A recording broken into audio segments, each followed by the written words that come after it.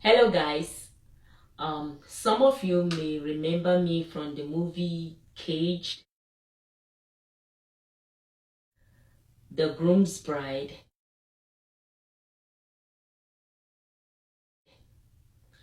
Governor's Gift, The Game, and maybe several other movies I did in the past.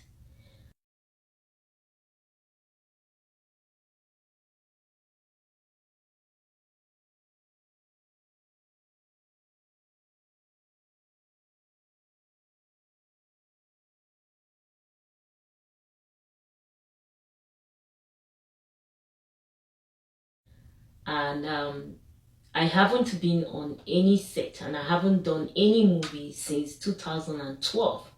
Since I gave my life to Christ, I haven't done any production. And some may say, but we see your movies titled 2016, 2014, and so on. The truth is that marketers, they rebrand these movies to make money, and so they can rebrand it, change the name, add a little bit scene, a different kind of scene here and there, and put the movie back out there.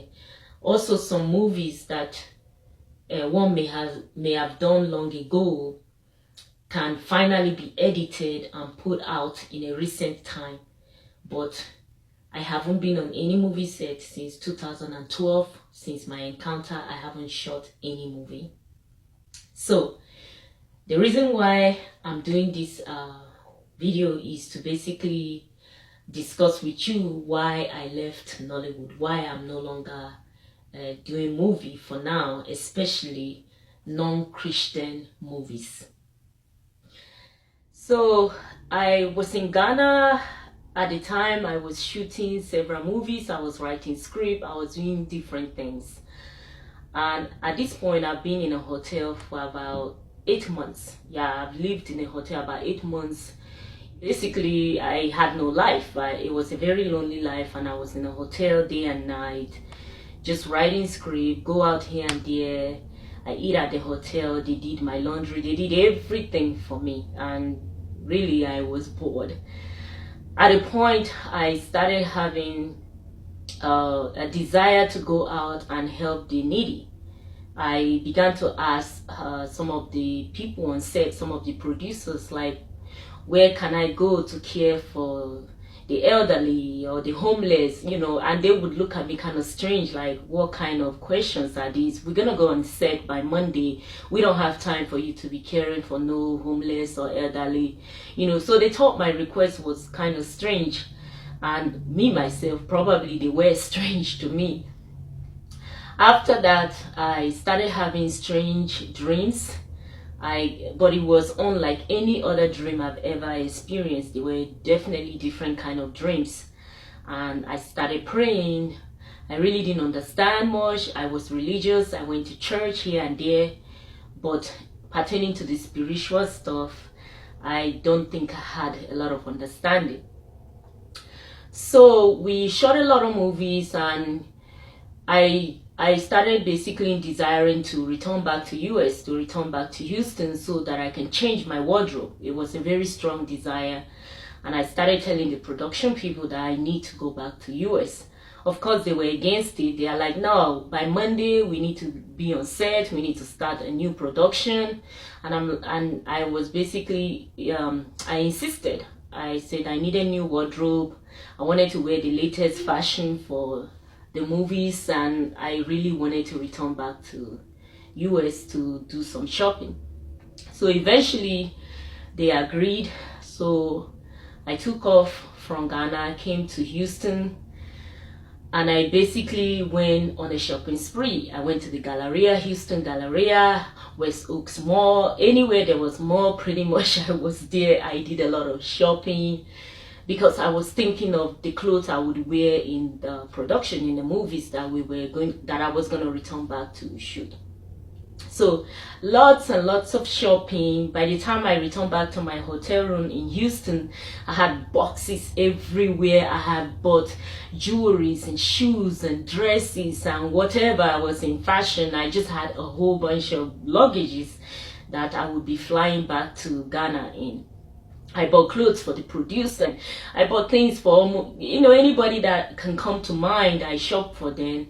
And I was so happy and I was so content, and I couldn't wait to return back, for the second half of the production. At this point, I think I've shot like 4 or 5 movies.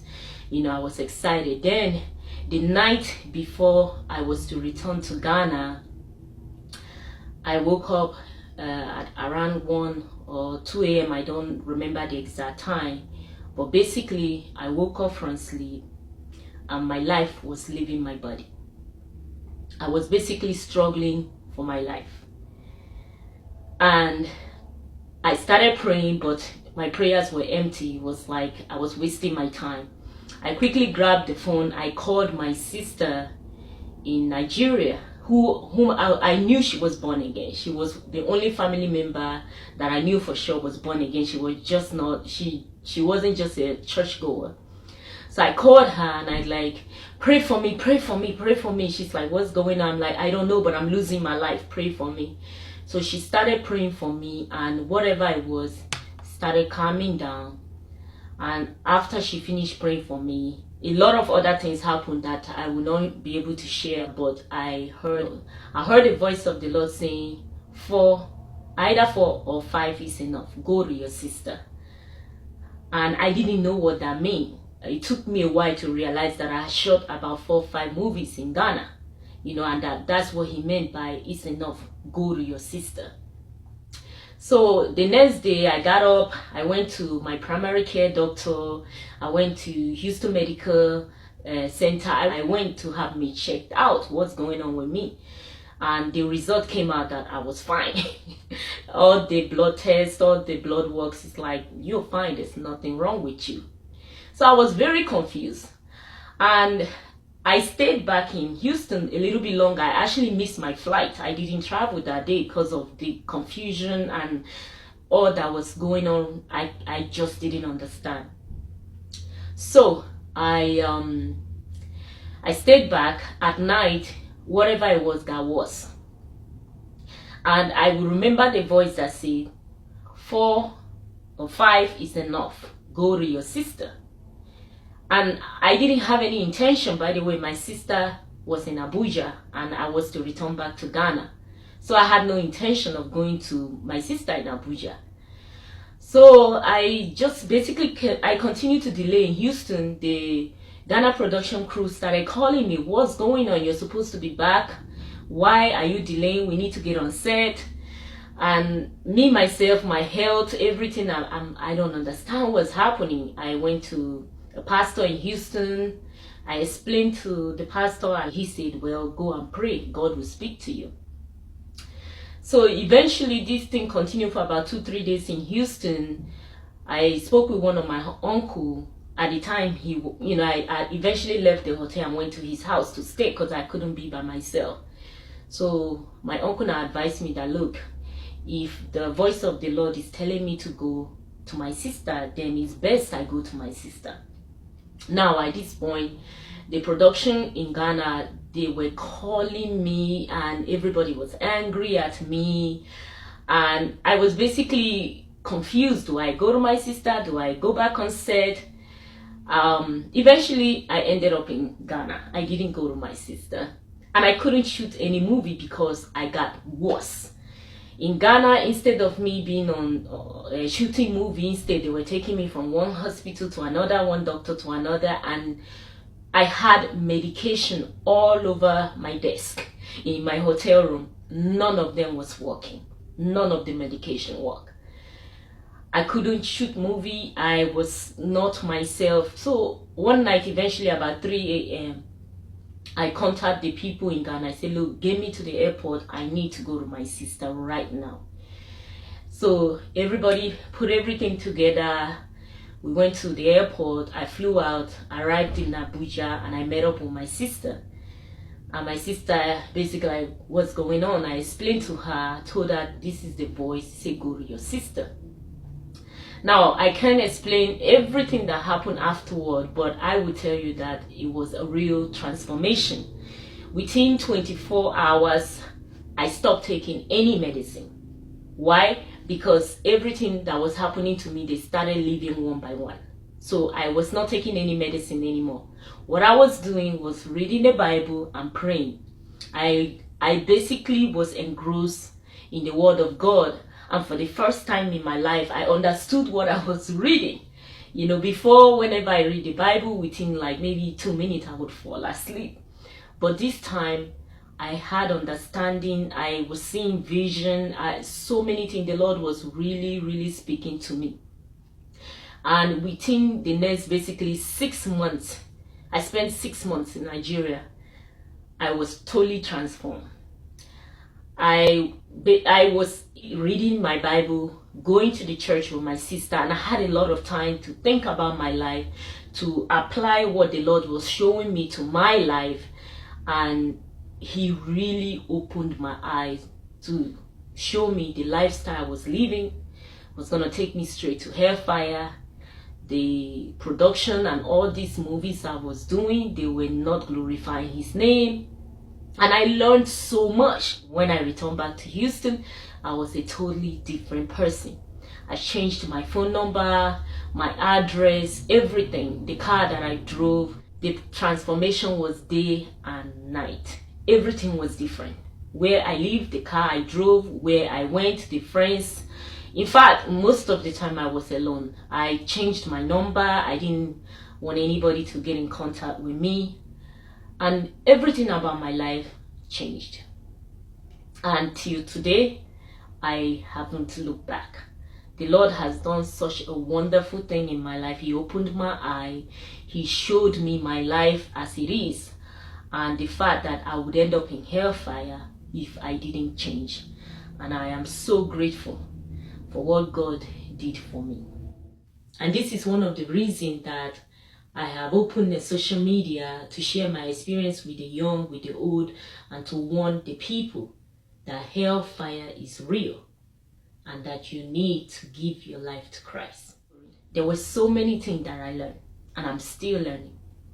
One of the lessons I will never forget was the night after I did all my shopping and I had my heart desire and I bought everything I wanted. And that night reminded me of the story in the Bible, the parable of the rich fool.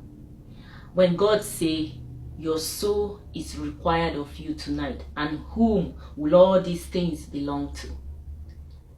I had the latest fashion, jewelry, shoe, purse, whatever it is. I had them. I had boxes all over my hotel room. But that night, if I would have died, I would have gone straight to hellfire. And whom would all these things would have belonged to? So I have learned that you don't take pride in things. They are just things. Make sure your relationship is right with God. Your soul can be required at any time, at any day. You can be basking in your fame, basking in your wealth, basking in your career, whatever it is you are enjoying right now. Make sure you're prepared for eternity. Make sure that if you die right now, that you will go to heaven. Make sure of that, and don't be the rich fool who is so consumed with everything that he had and all the material things that he didn't know that he was going to die that night.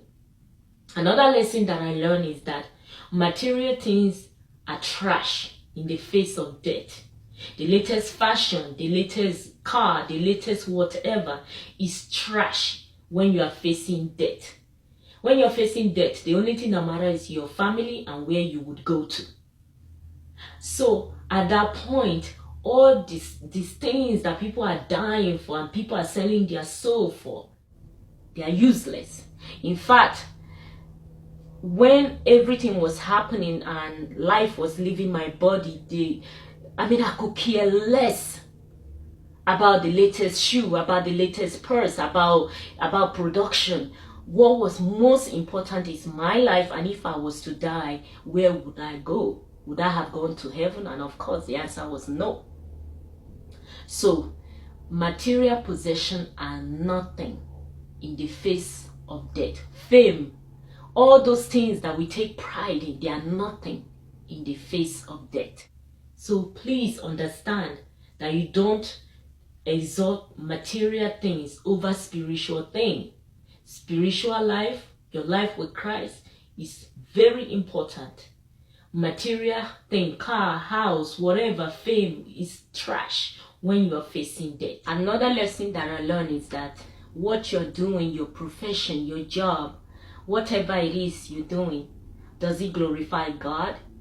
Is it something God approves of? Is it something that if you die tonight, that God will open his arm and say, welcome, my faithful servant? Do a self-assessment. Assess your life. Are you working at an abortion clinic? Are you one of those who is organizing girls so that your oga will sleep with the girl? Do an assessment of your life. Is what you're doing glorifying God? Because human being, the world, they can hail you, they can praise you, they can love you, but make sure that God approves of what you're doing. Can Christ praise you for what you are doing right now? If you die tonight, make sure your career choice is approved by God. Another lesson that I learned is that we should know our time of visitation. Know your time of visitation. Jesus wept over Jerusalem, and he said that they would suffer because they didn't know their time of visitation. A lot of time the Spirit of God is telling us, leave this stuff, give it up, let it go. This is not right. This is not good for you. Repent of this, repent of that. But we choose to ignore it.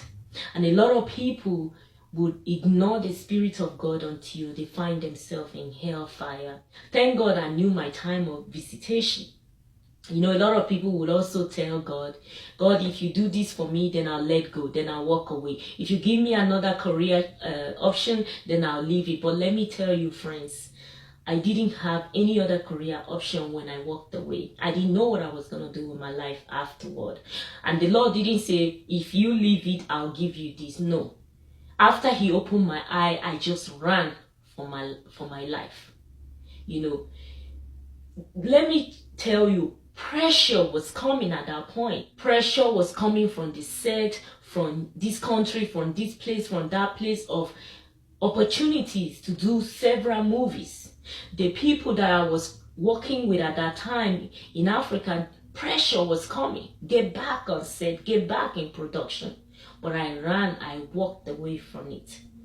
So whatever it is that you are holding on tight, don't miss that time of visitation, because a lot of people end up in hellfire because they do not know their time of visitation. God give every one of us a chance, several chances to repent, but you don't know if this is your last chance.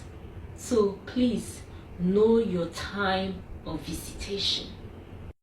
Finally, as you are watching this right now, I want to ask you, what will it profit you to gain the whole world, to gain fame, to gain riches, to gain wealth, to gain position, to gain whatever it is in this world, and lose your soul and fry in hellfire and spend eternity away from God and spend eternity suffering?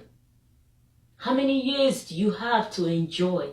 Only what, 70, 80, by 90, 100, you don't even know yourself. Is those years just short years? Are they worth you spending eternity in hellfire because of the fame, because of the money, because of the attention, because of the opportunity? It's not worth it. Nothing is worth your soul being separated from God.